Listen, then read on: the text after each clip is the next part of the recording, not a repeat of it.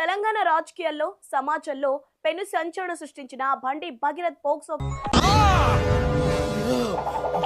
Case ఇప్పుడు ఏ తీరానికి చేరుతోంది? రోజులు గడుస్తున్న కొద్దీ విచారణ వేగం పుంజుకోవాల్సింది పోయి నత్తనడకన ఎందుకు సాగుతోంది? అసలు ఈ కేసు విచారణ వేగవంతం చేస్తారా లేక రాజకీయ తెర వెనుక సర్దుబాటులతో ఫైళ్లను మూలన పడేస్తారా? ప్రధాన నిందితుడిని అరెస్ట్ చేసి 3 రోజుల పాటు కస్టడీలోకి తీసుకొని విచారించిన పోలీసులు ఆ తర్వాత సాధించిన ప్రగతి ఏంటి?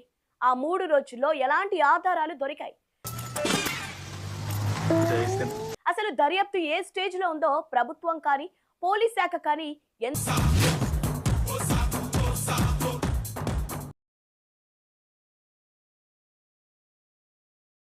ఎందుకు అధికారికంగా విచారించడం లేదు? వీటన్నిటికి మించి ఈ కేసులో A2 గా ఉన్న బండి సంజయ్ ను A3 గా ఉన్న సంగప్పను పోలీసులు ఇప్పటి వరకు ఎందుకు ప్రశ్నించలేదు? చట్టం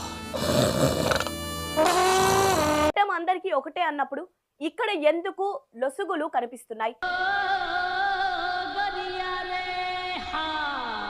దీనిపై ఇవాళ మనం డీటెయిల్ గా మాట్లాడుకుందాం. ప్రస్తుతం ఈ కేసు ఏ స్టేజ్ లో ఉందో తెలుసుకుందాం. స్కిప్ చేయకండి.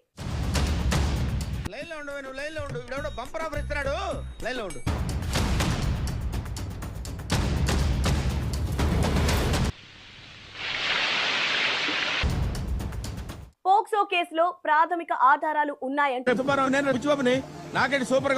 పోలీసులు బండి భగీరథ్ ను అరెస్ట్ చేశారు. కోర్టు అనుమతితో 3 రోజుల పాటు కస్టడీలోకి తీసుకుని విచారించారు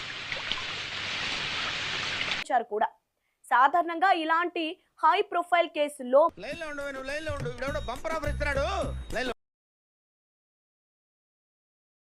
3 రోజుల కస్టడీ అంటే పోలీసులు నిందితుడి నుంచి కీలక సమాచారాన్ని, ఇప్పుడు ఎక్కడ కొట్టాలరా నిన్ను, డిజిటల్ ఆధారాలను లేదా ఇతర సాక్ష్యాలను రాబట్టే అవకాశం ఉంటుంది.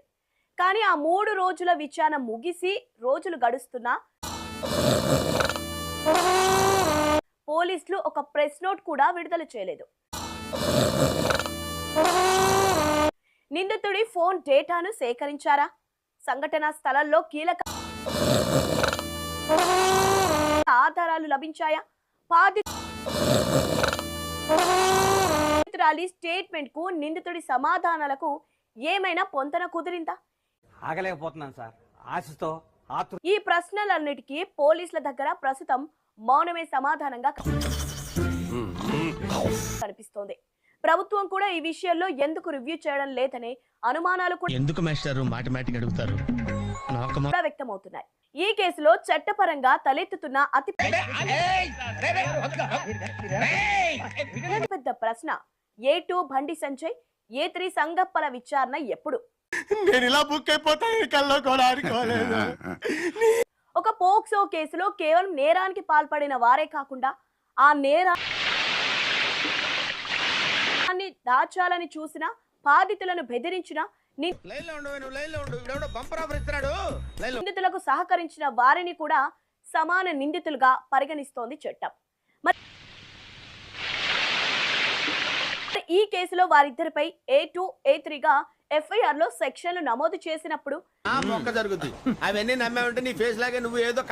వారిని కనీసం స్టేషన్ పిలిపించి ఎందుకు విచారించలేదు? చట్టం ముందు సామాన్యుడైనా VIP అయినా ఒకటే అయినప్పుడు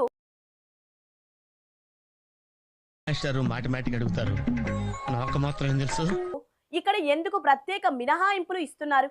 చట్టపరమైన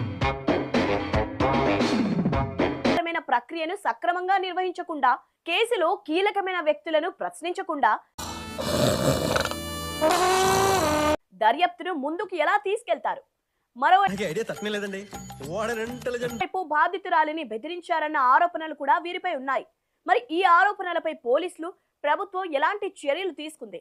బాధితులకు ఎలాంటి భరోసా ఇచ్చింది అనేదే అతిపెద్ద ప్రశ్న. అసలు బాధితురాలి కుటుంబానికి సరైన రక్షణ ఉందా? ఆమె సమాధానం చెప్పాలి. ఒకవేళ ఈ ఆరోపణలే గనక నిజమైతే సాక్ష్యాలను తారుమారు చేసేందుకు ప్రయత్నించినందుకు A2, A3లపై అదనపు సెక్షన్లు ఎందుకు పెట్టలేదు? ఈ ఆరోపణల్లో ఉన్న నిజాలు తేలాలంటే బండి సంజయ్ను, సంగప్పను విచారించాల్సిందే కదా.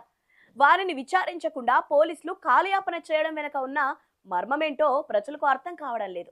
మన దేశంలో ముఖ్యంగా రాజకీయ రంగు పులుముకున్న కేసుల్లో ఒక విచిత్రమైన వ్యూహాన్ని చూస్తుంటాం. దాన్నే డిలే టాక్టిక్స్ అంటారు. ఏదైనా ఒక ఇష్యూ వచ్చినప్పుడు సోషల్ మీడియాలో కొన్ని రోజుల పాటు తీవ్రమైన చర్చ జరుగుతుంది. ఆ సమయంలో ప్రజల్లో ఉన్న ఆగ్రహాన్ని చల్లార్చడానికి అరెస్టులు, విచారణల పేరుతో హడావిడి చేస్తారు. ఆ తర్వాత మెల్లగా కేసును పక్కన పడేస్తారు. ప్రజలు కూడా రోజువారీ సమస్యలో పడి ఆ విషయాన్ని మర్చిపోతారు. సరిగ్గా ఈ కేసులో కూడా అదే వ్యూహాన్ని అమలు చేస్తున్నారా?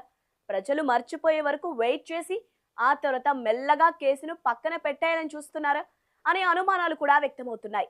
స్క్రీన్ వెనక ఏవైనా రాజకీయ సర్దుబాట్లు జరిగాయా అని విశ్లేషకులు, ప్రజలు వ్యక్తం చేస్తున్న అనుమానం. ఎందుకంటే ప్రభుత్వంలోని ఓ ముఖ్య నేత కేసును పక్కదో పట్టించేందుకు ప్రయత్నిస్తున్నారని ఈ కేసు నమోదైనప్పటి నుంచి టాక్ నడుస్తోంది.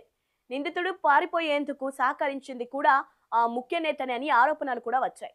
నిందితులు ఇతర పార్టీకి చెందిన వారైనా వారికి ప్రభుత్వ ముఖ్య నేతకు మధ్య మంచి అనుబంధం ఉందని ఆయా పార్టీల నేతలు చెబుతున్నమాట. బయటకు నిష్పాక్షపాక్ష విచారణ అని చెప్పినా ఆ తర్వాత తెర వెనుక ఒక్కొక్కరు సహకరించుకుంటూ కేసులను నీరుగార్చడం మన రాజకీయ వ్యవస్థలో కొత్తేమీ కాదు. ఒకవేళ పొలిటికల్ కాంప్రమైజ్ గనక జరిగి ఉంటే అది చట్టాన్ని, న్యాయాన్ని అపహాస్యం చేయడమే అవుతుంది. ముఖ్యంగా ఒక మైనర్ బాలికకు సంబంధించిన పోక్సో కేసులో కూడా ఇలాంటి రాజకీయాలు నడిపితే రేపటి రోజున సమాజంలో చిన్నారులకు రక్షణ ఎక్కడ ఉంటుంది? చట్టంపై, పోలీసులపై సామాన్యుడికి నమ్మకం ఎలా నిలుస్తుంది? చిన్నారుల భద్రత కోసం అత్యంత కఠినంగా రూపొందించిన పోక్సో చట్టం విషయంలో కూడా ఇంత నిర్లక్ష్యం, ఇంత కాలయాపన వహిస్తే అది వ్యవస్థల వైఫల్యాన్నే భావించాల్సి ఉంటుంది.